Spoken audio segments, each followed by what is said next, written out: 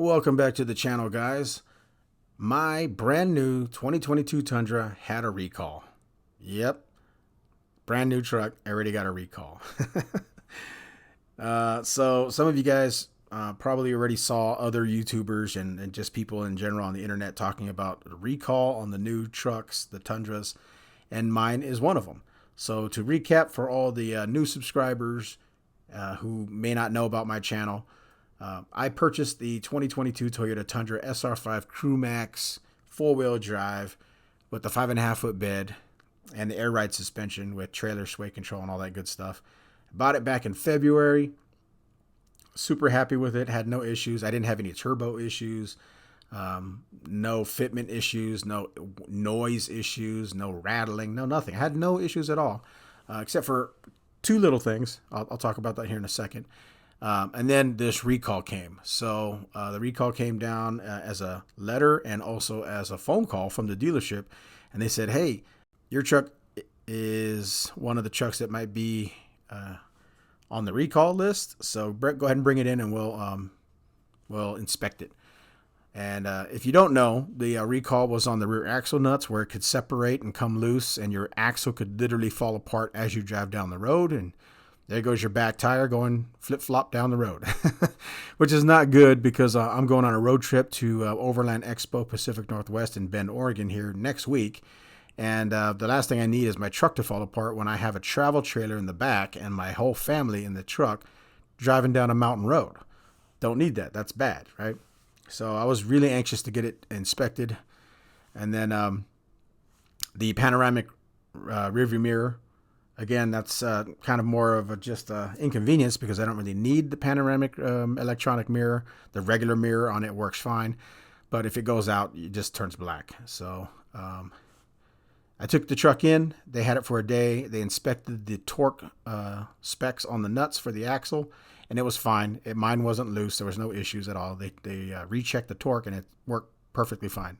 No safety issues at all, which really made me happy. They didn't have to keep my truck long and buy any parts that are hard to find or whatever. And then also my panoramic rearview mirror was fine. So no issues with my truck at all. Everything passed inspection. It's safe and it's fine. So I'm happy. Another thing though that they did fix was that infamous gap in the gasket for the rear windows. So if you don't know, a lot of people were complaining about that gap in the rubber gasket on the back windows. I had that. So I noticed that on the day I bought it. I told them to put it in writing to fix it, and they did.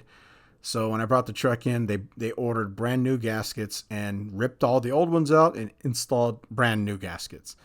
So that was kind of a pain in the butt, but whatever. At least they took care of it, right? That's at the end of the day, that's all you can really ask for a company of any company, right? Is if there's an issue with the product, do they fix it? And Toyota did. So I can't complain there. Another issue that I had on the day I bought it, I noticed that there was a bubble on the A-pillar black tape. If you don't know, the new Tundras have this accent tape on the A-pillar just to make it blacked out for whatever reason. It's just a design styling thing that they do, and mine had a bubble. So I told them, hey, can you order new tape? And they're like, yeah, no problem, we'll put it on paper. And it was in the contract to get new tape, and they replaced that. And then lastly, I noticed that the dealership tint had bubbles in it. Didn't do a good job. They had bubbles all over mine. So I said, hey, can I get reimbursed? I'm going to take that tint off and put my own tint. I have a tint guy that I go to in Reno, and put limo tint on it. So they reimbursed me $200, and I used that $200 to put down on the limo tint for my truck. So there you go. That's everything that I had done to my brand new truck. They checked out the axles. It's good to go. They checked out the rearview mirrors. It's good to go. They repaired the A-pillar black tape. They repaired or removed the tint, and they also put a brand new gasket on both rear windows. So it sucks, especially on a brand new truck, but hey, it happens on anything brand new. A lot of people say, oh, that's why you never buy the first year of a brand new model. And I get it. I totally get it. But again, I've said this in other videos before.